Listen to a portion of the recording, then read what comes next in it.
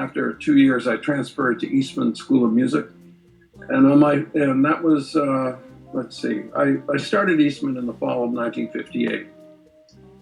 And on my first break from Eastman, I came back and I went to the stable to hear Herb Pomeroy's big band, and they played a new arrangement that I'd never heard before called Mile Signs.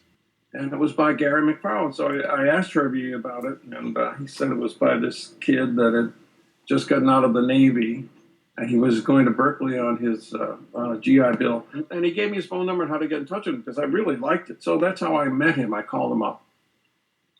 And another arranger at the same time who was even a little older. And Gary was older than the other students. He was like 20, I don't know, 25 or 6. And the other guy was in his late 20s, was Arif Mardin, who became a big producer at, Atlantic. I mean, he just died a few years ago, but he also was doing arranging. It was very good.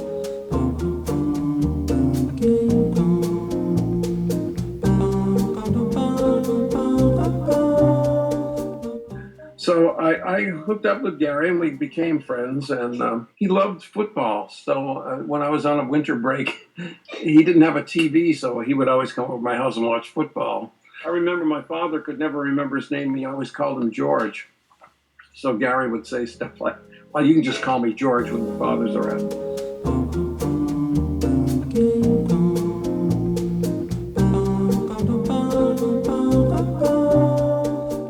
Liked to do and what he did so well right from the beginning was he made the big band sound almost like a combination of a small bebop group and a big band, and he was excellent at setting arrangements for soloists even back then, and he was sort of doing it.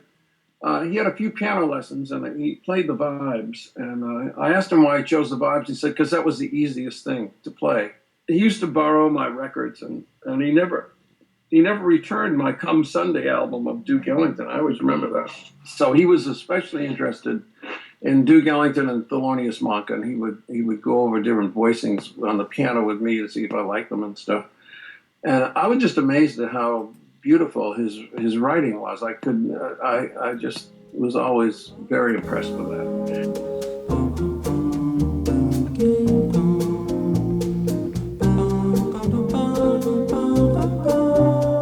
He never knew how to write for a woodwind quintet, so he wrote a woodwind quintet, and I just took it to some of the players I knew, and they recorded it for me. You could do all that at Eastman, and these were top players. Later on went to be like, number one chairs in various orchestras around the country. So it was a really good reading, and it sounded nothing like he had anticipated. So I would do stuff like that for him, And I think he sent a chart for us to play when we were just starting. Eastman didn't have an official jazz program there at all, but Chuck Mangione was there, and so was Ron Carter at the time.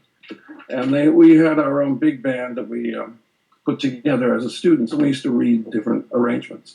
I remember seeing Shelly Manne at Storyville, and I asked him, and they played some Bill Holman stuff, and I said, do you know Bill Holman really well? And he said, yeah, he lives next door to me. So Shelly Manne made it possible. He told Bill Holman about me, and I wrote to Bill Holman. He sent me some arrangements, so I copied them all out, and we played some of those at Eastman. So that's what it was like then.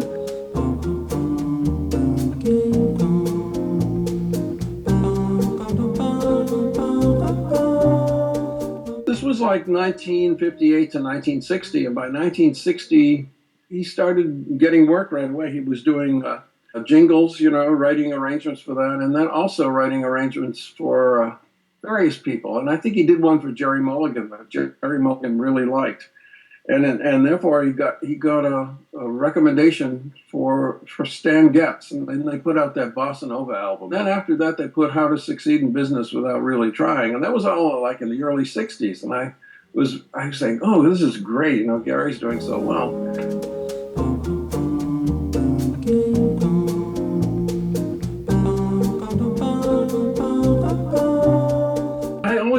Also felt sort of in competition with him as getting known as a composer, but I wasn't into doing jazz by then, I mean, I could still play jazz and actually play gigs and stuff, but I was trying to be a, so-called serious composer. So I went back and I got a Fulbright to go to Berlin, right? So I went to a whole summer at a Goethe Institute in a small town in Germany, and I could actually speak a little German when I hit Berlin. And when I went there, I went to the main record store in West Berlin.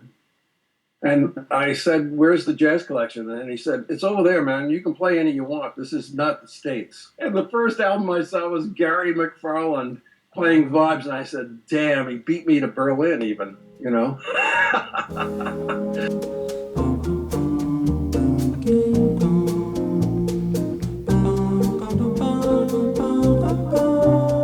When the Mini Moog came out and it started to get really known in 1970, he still had a good business doing ads. You know, he was very successful doing that. So he wanted to learn the Mini Moog. So he called me up and asked me if I would help him and get in touch with Moog. And I said, "Oh, sure," you know. And he came up for a couple of days. And that's when I hadn't seen him for about 7 years. And he had married a very wealthy woman. And they would spend the summers in Sag Harbor and had friends in Bridgehampton and everything. So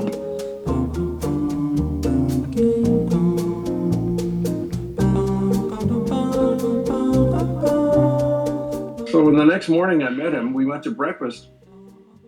And he would get up every 20 minutes or so, go in the bathroom. And also for breakfast, in addition to coffee, he ordered a dry martini. And then another dry martini. This is like 9 in the morning, you know. And what I found out later, was what he was going to the bathroom for was taking speed. So he was he had a serious alcohol and drug problem.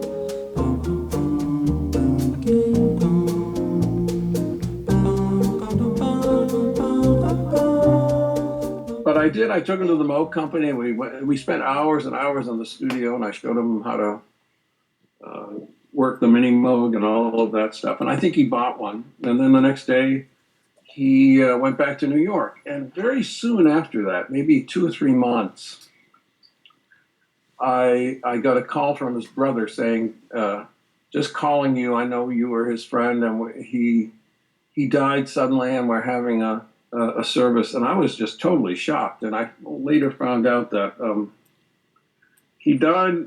He must have been not 40 yet, you know. I think he was 38, maybe 37 or 38.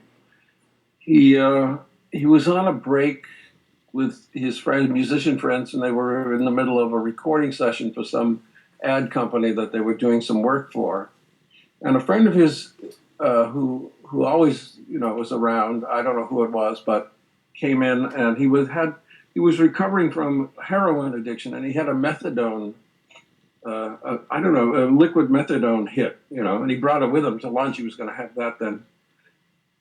And for a joke, Gary took his methadone and drank it right down.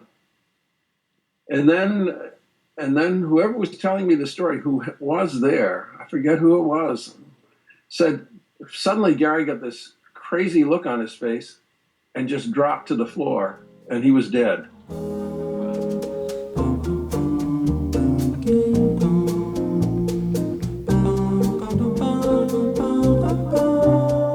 If you listen to his stuff, it's so fantastic. You know, I was just listening to the Gary McFarland arrangement called Bridgehampton.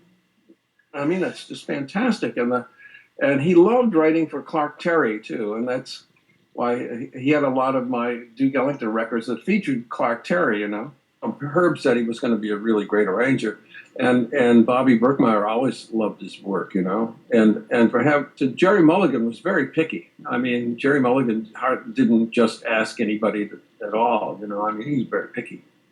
So no, I always heard great things about Gary, that he would double certain instruments, and it doesn't sound like anyone else. You know, when you hear his at his best, you know, you hear a combination of like a small group of instruments backed up by a big band, and then you hear the whole big band, and he could do anything like that. He had a great natural ear for it.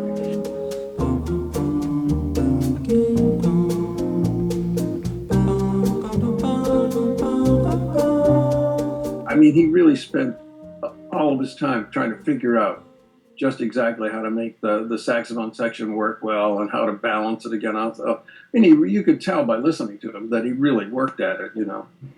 And he didn't know much about classical music either, whereas Arif Mardin really did. I mean, he studied Stravinsky and all this other stuff.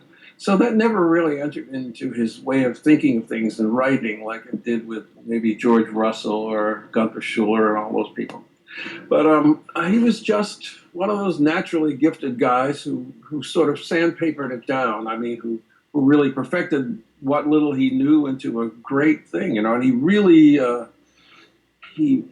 sort of worshipped Duke Ellington, you know.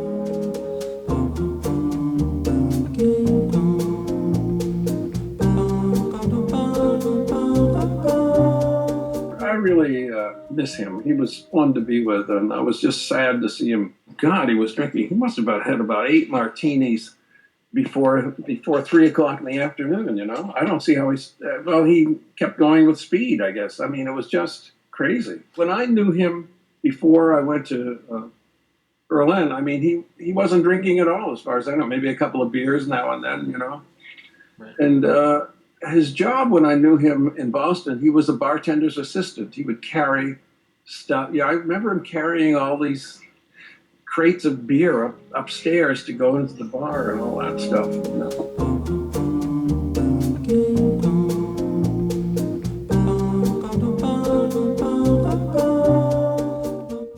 He had that personality where it seemed like he really didn't. Everything was easy for him, but it really wasn't. I mean, he really worked hard. When I knew him at Boston, he was really studying. I remember studying, trying to.